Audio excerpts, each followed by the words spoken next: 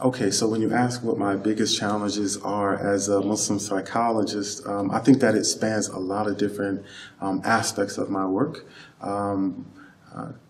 want to say one of the biggest issues for myself is courage. To have the courage with my Muslim clients and my non-Muslim clients to make sure that I try to keep the boundary as best that I can. Because when people come into your office,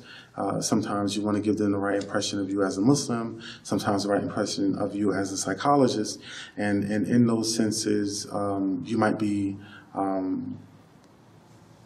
of pulled toward compromising or being dishonest about who you are or what your beliefs are or how you want to approach counseling and whether or not there's a match between you and that person who's approaching counseling with you. And I'll give you an example of that because it doesn't necessarily mean the Islamic teachings are very different or that I'm kind of doing something that's contradictory to the profession or the religion. But sometimes I think that, especially when you look at the Muslim community,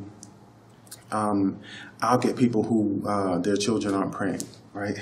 And they'll ask me to like force their children to pray, and that's not necessarily my role as a psychologist.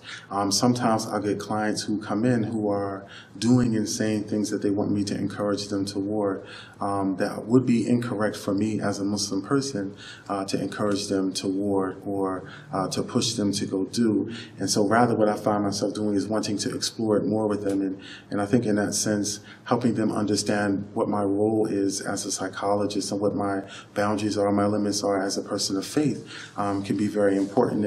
and I tend to be very shy around it sometimes, and I've worked very hard to get through that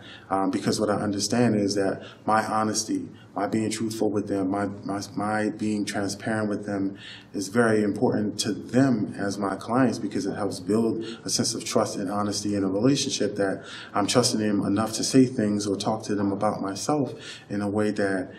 could be very difficult for them to hear sometimes. And I think that it's a multicultural experience for my clients, either the Muslims and the not-Muslims as well. And so it can be very, very informative. And for me as a psychologist to trust that that's the process and that's the experience and not be so worried about